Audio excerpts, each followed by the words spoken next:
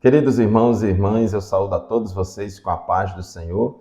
Eu sou o pastor Fábio Henrique, superintendente-geral da Escola Bíblica Dominical da Assembleia de Deus em Mossoró, e você está em mais uma edição do programa EBD em Síntese. Este programa é de responsabilidade do Departamento de Ensino Bíblico da Assembleia de Deus em Mossoró, por meio da Superintendência Geral da Escola Bíblica Dominical. Estamos neste quarto trimestre estudando lições bíblicas temáticas sobre missões, especialmente missões transculturais, com o tema geral até os confins da terra, pregando o evangelho de Cristo a todos os povos até a volta de Jesus. E nós semanalmente estamos aqui estudando essas lições bíblicas. O programa EBD em Síntese vai ao ar toda semana por todo o sistema de comunicação da Assembleia de Deus em Mossoró, Rádio Libertadora FM 96.3, TV AD e YouTube. Nós vamos hoje estudar a lição de número 9, lição 9, que será estudada nas nossas classes de Escola Bíblica Dominical no domingo do dia 26 de novembro deste ano de 2023. O título da lição de hoje é A Igreja e o Sustento Missionário. O textuário da nossa lição se encontra em Filipenses, capítulo 4, versículo 9, que diz assim: O meu Deus, segundo as suas riquezas, suprirá todas as vossas necessidades em glória por Cristo Jesus.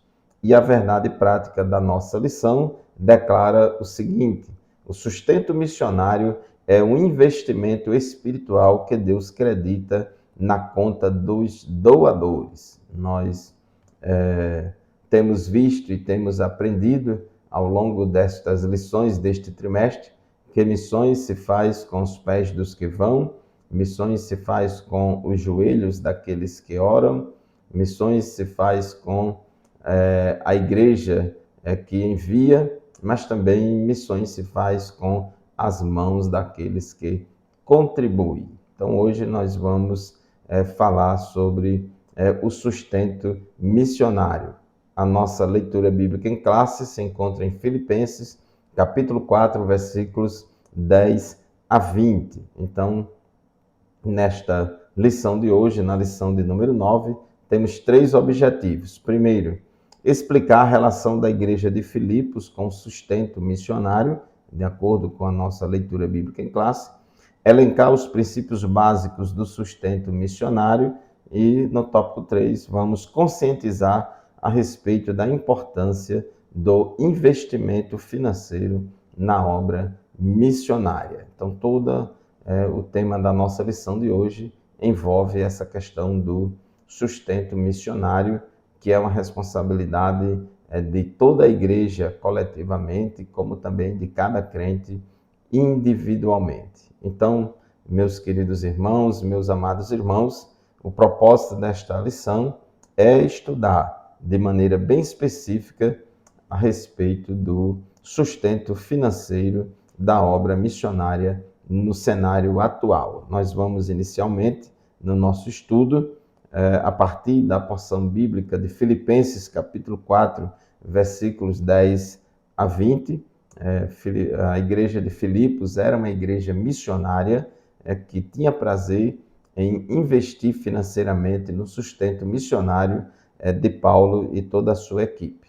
Então, nós depois vamos destacar alguns princípios básicos à luz dos filipenses e, finalmente, no tópico 3, vamos fazer uma comparação entre a igreja de Corinto e de Filipos. E vamos ver que, enquanto a igreja de Corinto foi negligente com o sustento missionário, a igreja de Filipos cumpriu a sua responsabilidade no sustento missionário. O tópico 1 da nossa lição fala a igreja de Filipos e o sustento missionário. Filipos foi uma cidade cuja igreja foi plantada pelo apóstolo Paulo, como também Paulo plantou várias igrejas na Europa, na Grécia, em Bereia, em Tessalônica, em Filipos, na região da Macedônia, da Acaia. em Corinto, e diz aqui na nossa leitura bíblica em classe, né, já entrando aqui no tópico 1.1 da nossa lição, Paulo e a igreja de Filipos, no capítulo 4 de Filipenses, né, versículo 14 a 16, diz assim: apesar disso, vocês fizeram bem em participar de minhas tribulações. Como vocês sabem, Filipenses, nos seus primeiros dias no Evangelho, quando parti da Macedônia, nenhuma igreja partilhou comigo no que se refere a dar e receber, exceto vocês. Pois estando eu em Tessalônica, vocês me mandaram ajuda, não apenas uma vez, mas duas, quando tive necessidade. Então nós vemos aí que a igreja de Filipos era uma igreja que tinha o prazer de contribuir para a obra missionária de Paulo. Mesmo Paulo já tendo deixado a cidade de Filipos, já estava fazendo obra missionária em outro local, mas a igreja de Filipos não foi bairrista, no sentido de que só se sentia na responsabilidade de manter Paulo quando Paulo estava lá em Filipos pregando. Não. Mesmo ele já tendo partido para Tessalônica, a igreja de Filipos mandava o sustento missionário. O tópico 1.2 fala do privilégio de participar do sustento missionário. Os membros e os obreiros da igreja local têm o privilégio de serem participantes do sustento missionário e do apoio aos missionários e suas famílias por meio da Secretaria de Missões ou Departamento de Missões da sua igreja. Antes de ser uma obrigação, deve ser um prazer, uma alegria e um privilégio para cada crente individualmente e para a igreja coletivamente participar do sustento missionário. Financiar o ministério dos missionários é um privilégio específico dos membros da igreja local. Aqui no versículo 17 e no versículo 19 de Filipenses capítulo 4, Paulo disse: não que eu esteja procurando ofertas, mas o que pode ser creditado na conta de vocês. Versículo 19, ele diz: o meu Deus suprirá todas as necessidades de vocês de acordo com as suas gloriosas riquezas em Cristo Jesus. Então, contribuir para a obra missionária antes de ser uma obrigação, um dever, é um privilégio de participar da missão de Deus e ser também muito abençoado com isso. O tópico 1.3 fala das esferas de sustento missionário. A igreja que envia deve sustentar não somente o missionário, mas toda a família missionária.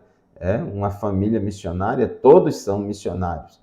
O esposo, a esposa, os filhos, todos são missionários, estão trabalhando no campo missionário. Então deve haver um planejamento financeiro que custeie alimentação, moradia, transporte e demais necessidades de diferentes naturezas, né, de acordo com o contexto de cada lugar. Então, cada país, cada lugar onde a igreja envia missionário, a igreja deve fazer uma avaliação, um estudo da cidade, do país, da região para a qual vai enviar o missionário, para saber o custo de vida lá, como é que qual é o custo de aluguel, qual é o custo da cesta básica, qual é o custo de educação, de saúde, enfim, de aluguel de casa, aluguel de um salão para o povo se reunir. Então, tem que haver um planejamento. Nós não podemos fazer a obra missionária apenas motivado pela fé, pela emoção. Tem que ter fé, tem que ter emoção, tem que ter paixão, mas também tem que ter planejamento, também tem que ter racionalidade. Uma coisa não pode existir em detrimento de outra. Então, a igreja que envia deve trabalhar nesse planejamento, né? Deus recebe a oferta que oferecemos aos missionários e se compromete a abençoar-nos, a suprir, né, todas as nossas necessidades por causa desse investimento santo. Filipenses capítulo 4, versículo 18 a 20, Paulo, ele diz aos filipenses: recebi tudo e o que tenho é mais que suficiente. Estou amplamente suprido, agora que recebi de Epafrodito os donativos que vocês enviaram. Elas são uma oferta de aroma suave, um sacrifício aceitável e agradável a Deus. O meu Deus suprirá todas as suas necessidades, ou suprirá todas as necessidades de vocês, de acordo com as suas riquezas gloriosas em Cristo Jesus. Então, os filipenses, a igreja de Filipos, mandou para Paulo tudo o que ele estava precisando. A igreja não pode somente enviar o missionário com a cara e a coragem, com a fé, com a emoção, com a paixão pelas almas. A igreja que envia tem que ter responsabilidade de planejar e executar todo o planejamento do sustento missionário da melhor forma possível, calcular os custos. Então, aqui, no tópico 2 da nossa lição, fala dos princípios básicos acerca do sustento missionário pela igreja. E no tópico 2.1, o custo do sustento financeiro. Antes de se lançar em qualquer projeto missionário, a igreja local deve fazer os cálculos de custos, conforme mencionado por Jesus no Evangelho de Lucas 14, 28. Em Lucas 14, 28, Jesus aqui ensina um princípio de administração que diz: qual de vocês, se quiser construir uma torre, primeiro não se assenta e calcula o preço para ver se tem dinheiro suficiente para completá-la? Pois se lançar o alicerce e não for capaz de terminá-la, todos os que a virem rirão dele, dizendo: este homem começou a construir e não foi capaz de terminar. Nós temos visto, infelizmente, que muitos projetos missionários de muitas igrejas não logram êxito. Muitos missionários têm sido enviados ao campo e, com pouco tempo, a igreja que enviou pede que ele volte, que não tem mais condição de manter, e abandona o missionário, ou reduz significativamente a ajuda missionária mensal que manda para o missionário, de forma que fica inviável a manutenção do trabalho missionário. Então, a igreja tem que ter responsabilidade, tem que ter muito cuidado com isso. Então, Jesus, em Lucas 14, 28, falou desse princípio. Antes de construir uma torre, é importante que primeiro a gente tenha um orçamento, calcule os gastos, para saber se a gente vai ter condição ou não de fazer esta obra. É prudente que previamente seja estabelecido. O nosso comentarista aqui, ele dá uma sugestão que, pela minha experiência, a maioria das igrejas não faz isso. Pode ser que algumas façam, mas a maioria certamente não faz. Mas ele dá uma sugestão aqui dizendo: é prudente que previamente seja estabelecido um contrato entre a igreja e o missionário, estabelecendo todas as tratativas acordadas com o missionário e sua família antes do envio deles. Tudo deve ser feito com muita clareza e correção. O que é mais comum é ter sim essa conversa, é ter sim este acerto, a igreja local, através da sua diretoria, presidida pelo seu pastor, ela vai explicar e conversar com a família missionária, acertar todos os detalhes do valor do sustento missionário, que deve cobrir despesas com moradia, saúde, educação, despesas com aluguel de templo, aluguel de prédio, de salão para funcionar a igreja, etc. Então, normalmente existe sim todos esses acertos, essas tratativas, mas nem sempre isso é colocado no papel, na forma de um contrato por escrito. Mas o importante é que existe sim este acerto, que as coisas fiquem bem claras para que não haja reclamação por parte da família missionária de se sentir abandonada pela sua igreja local, e nem haja problema de espécie alguma. Então, de acordo com o exame criterioso dos custos da obra a ser desenvolvida, tais como transporte do missionário até o local de atuação da obra, moradia, educação, saúde da família e tudo que esteja relacionado à instalação do missionário com sua família naquele país. Então, são vários itens que devem ser levados em consideração para ver o orçamento das despesas mensais. É bem verdade, meus irmãos, já falamos aqui em aulas anteriores, que a obra missionária é feita pela fé. Se a gente também for buscar condições ideais de que tenha muito dinheiro, que sobre muito dinheiro para poder enviar um missionário, nunca a gente vai fazer isso. Então, evitemos os dois extremos, né? Então, não vamos fazer de qualquer jeito, vamos planejar, mas também não vamos também perder a fé e a ousadia e a crença de que Deus é provedor de todas as necessidades e aquele que chama, que envia, é aquele também que supre as necessidades, né? Por meio de nós, supre as necessidades por meio de nós, por meio da igreja.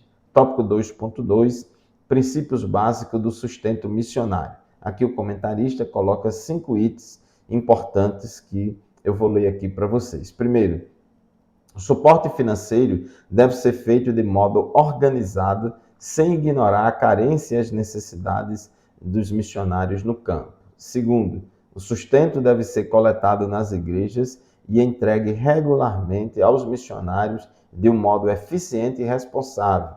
Isso é fundamental. Regularidade, pontualidade. A igreja que envia não pode enviar um mês e outro mês não. Não pode ficar atrasando, tem que ter aquela data aprazada para mandar o sustento missionário mensalmente. Terceiro, o sustento de missões é uma resposta voluntária dos fiéis que, em gratidão a Deus pela salvação, apoiam a proclamação do Evangelho e, por isso, doam voluntariamente ofertas para sustentar os missionários enviados. Quarto, o sustento deve ser mais do que o básico, deve ser amplo de acordo com a natureza daquele trabalho missionário. É o que nós já falamos. Não pode a igreja pensar que o missionário precisa apenas de comida, despesas com alimentação, vestuário, saúde, moradia, para toda a família, para toda a família e despesas inerentes à obra, como o aluguel de salão, compra de som, de cadeira, coisas dessa natureza. E quinto, o sustento de missões deve ser feito de um modo constante e permanente. Enquanto a nova igreja que for plantada no campo missionário não tiver condição financeira de se autossustentar, a igreja mãe deve continuar apoiando e sustentando aquela obra. No tópico 2.3, um apoio fiel e permanente. Aqui no capítulo 4, versículo 16 da carta de Paulo aos Filipenses, diz: pois estando eu em Tessalônica, vocês me mandaram ajuda, não apenas uma vez, mas 2, quando tive necessidade. Ou seja, a igreja deve mandar a ajuda financeira para a família missionária de acordo com a necessidade da família, não somente uma vez. A igreja não pode simplesmente dar a passagem de avião, a passagem de ida, vai embora e se vira. Não, absolutamente. A igreja deve ajudar a manter o missionário e mandar as remessas de acordo com a necessidade da família missionária e da obra missionária. Então, o apóstolo Paulo elogiou os filipenses pelo apoio fiel e permanente ao seu ministério. O desafio da igreja local não é somente enviar, mas também manter o sustento missionário, não abandonando o obreiro e sua família no campo missionário. Estamos estudando a lição de número 9, lição que tem como título A Igreja e o Sustento Missionário. Estamos aqui trabalhando essa temática, mostrando a importância, a responsabilidade e também o privilégio que a igreja mãe, a igreja que envia o missionário, a família missionária, ela tem o privilégio e a responsabilidade de manter e de sustentar financeiramente a família missionária no campo missionário. Aqui no tópico 3 da nossa lição, tópico que tem como título Aprendendo a Investir na Obra Missionária. Nós temos, meus irmãos, no Novo Testamento, dois exemplos contrastantes quanto ao compromisso da igreja com a obra missionária. Se, por um lado, temos a igreja de Corinto, que foi negligente e não ajudou Paulo no sustento missionário, nem mesmo quando Paulo estava lá em Corinto. Por outro lado, nós temos a igreja de Filipos, que ajudou a obra missionária de Paulo, até mesmo depois que Paulo já tinha saído lá da cidade de Filipos. Então, diz aqui o nosso comentarista que, ao contrário da igreja de Corinto, a igreja de Filipos era um exemplo de generosidade missionária, pois, como vimos, ela enviava oferta para o sustento do apóstolo Paulo, enquanto que a igreja de Corinto, os seus membros demonstraram insensibilidade quanto ao sustento financeiro do seu missionário, que foi o apóstolo Paulo. Infelizmente, por não ser generosa, a igreja de Corinto precisou da intervenção de outras igrejas para que o apóstolo pudesse exercer suas atividades. Então, enquanto Paulo estava fazendo a obra missionária lá em Corinto, como os coríntios não sustentavam, não dizimavam, não ofertavam a Paulo, Paulo precisou da ajuda de outras igrejas, de outras cidades, para que suprisse as suas necessidades. Aqui em 2 Coríntios, capítulo 11, versículos 8 e 9, Paulo diz isso, e diz isso para a vergonha daquela igreja de Corinto, dizendo, 2 Coríntios, capítulo 11, versículos 8 e 9.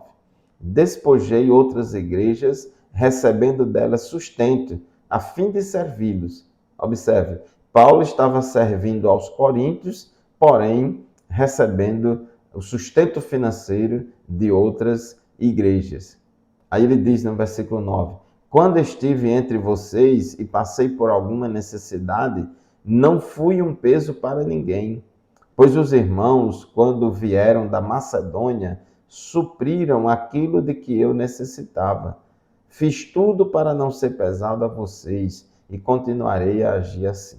Então, enquanto Paulo estava fazendo a obra missionária em Corinto, enquanto os coríntios não cumpriam a sua responsabilidade de sustentar Paulo na obra missionária, Deus levantou irmãos e igrejas da Macedônia para que assim fizesse e Paulo tivesse o seu sustento missionário. Então, irmãos, é muito importante a conscientização da igreja quanto à responsabilidade da contribuição financeira para a obra missionária. A igreja de Corinto era tão negligente que foi necessário o apóstolo Paulo desenvolver toda uma teologia e explicar a responsabilidade da igreja para o sustento do missionário. Aqui em 1 aos Coríntios, capítulo 9, versículo de 9 a 14, Paulo ensina aquela igreja os princípios bíblicos do sustento missionário. Então diz assim, 1 Coríntios, todo o capítulo 9 fala muito sobre isso, mas vamos ler aqui apenas um trecho do versículo 9 ao 14, que diz assim, pois está escrito na lei de Moisés, não amordace o boi enquanto ele estiver debulhando o cereal. Por acaso é com bois que Deus está preocupado? É interessante, irmãos, que Paulo, ele na sua argumentação, ele se vale da lei de Moisés. E tem muitos irmãos que são antidizimistas, que são contrários ao dízimo, ficam ensinando que o dízimo é uma prática da lei, né? É uma prática da lei e não do Novo Testamento. Mas Paulo ele lança mão da lei para defender o sustento missionário. Ele diz no versículo 10, não é certamente por nossa causa que ele o diz? Sim, isso foi escrito em nosso favor, porque o lavrador, quando ara, e o debulhador, quando debulha, devem fazê-lo na esperança de participar da colheita. Se entre vocês semeamos coisas espirituais, seria demais colhermos de vocês coisas materiais? Se outros têm direito de ser sustentados por vocês, não o temos nós ainda mais? Mas nós nunca usamos desse direito. Pelo contrário, suportamos tudo para não colocar obstáculo algum ao Evangelho de Cristo. Vocês não sabem que aqueles que trabalham no templo alimentam-se das coisas do templo e que os que servem diante do altar participam do que é oferecido no altar? Da mesma forma, o Senhor ordenou àqueles que pregam o Evangelho que vivam do Evangelho. Então, Paulo aí defendeu toda essa teologia da contribuição financeira, mostrando a responsabilidade que a igreja tinha de sustentar o ministério do apóstolo Paulo. Tópico 3.2, tendo consciência de nosso dever. Aqui na nossa leitura bíblica em classe, nos versículos 13 e 14, Paulo diz, posso todas as coisas naquele que me fortalece, versículo bem conhecido de todos, dizendo que Paulo está preparado a viver tanto em situação de escassez como de abundância. Mas no versículo 14 ele diz, apesar disso, apesar de eu estar adaptado a viver em toda e qualquer situação, vocês fizeram bem em participar das minhas tribulações. Então, Paulo tinha as suas necessidades. Investir na obra missionária é a certeza de que estamos ajuntando tesouros no céu. Jesus ensinou em Mateus capítulo 6, versículos 20 e 21, dizendo, mas acumulem para vocês tesouro no céu, onde a traça e a ferrugem não destrói, e onde os ladrões não arrombam nem furtam. Pois onde estiver o seu tesouro, aí também estará o seu coração. A gente só coloca o nosso coração naquilo em que a gente dá valor e a gente só contribui financeiramente para aquilo que a gente coloca o nosso coração. Então, Jesus nos ensina a acumularmos tesouros no céu e não tesouros na terra. Aquele que contribui para a obra missionária, que oferta para a obra missionária, ele está fazendo investimento no céu, investindo em almas para a glória do nome de Jesus. Tópico 3.3, pessoas financiando a obra divina. Nós vemos, meus irmãos, em Lucas, no capítulo 8, versículos de 1 a 3, que tinha várias mulheres que serviam a Jesus, e chama atenção aqui no versículo 3, que a Bíblia diz o nome de algumas delas, e diz, no Lucas 8:3, fala assim, Joana, mulher de Cusa, administrador da casa de Herodes, Susana e muitas outras mulheres. Essas mulheres ajudavam a sustentá-los com os seus bens. Então, observe que várias mulheres sustentavam o ministério de Jesus. Jesus era um obreiro de tempo integral. Os obreiros que andavam com Jesus, os apóstolos, eram obreiros de tempo integral. Tinha toda uma comitiva, tinha toda uma equipe de trabalho no ministério de Jesus, que era sustentada pelas ofertas que eram coletadas. E diz o texto de Lucas 8:3 que várias mulheres sustentavam Jesus e sua equipe com os seus bens. Então, isso é fundamental para a igreja nos dias atuais também. Apesar da impossibilidade de a maioria dos cristãos fazer missões transcultural diretamente no campo, ela pode sustentar o ministério de um missionário e, a partir dessa resolução, garantir a execução da obra de missões transculturais. Lembrando que missões se faz com os pés dos que vão, missões se faz com os joelhos dos que oram, missões se faz com a igreja que envia e missões se faz com as mãos daqueles que contribuem. Então, meu querido irmão, minha querida irmã, concluindo a nossa lição de hoje, é importante compreendermos que nossos dízimos e ofertas são uma maneira de reconhecermos a soberania de Deus em nossa vida. Deus conta comigo e com você para entrar no seleto grupo de mantenedores da obra missionária. Amém? Glórias a Deus, estamos assim concluindo mais uma lição da Escola Bíblica Dominical, mais um programa EBD em Síntese. Eu agradeço aqui a você pela sua audiência, por nos acompanhar semanalmente no programa EBD em Síntese. Lembre-se que este programa e nenhum outro substitui a aula presencial da Escola Bíblica Dominical, lá na nossa classe, na nossa congregação. Participe da Escola Bíblica Dominical, você e sua família. A paz do Senhor e até o próximo programa, se Deus quiser.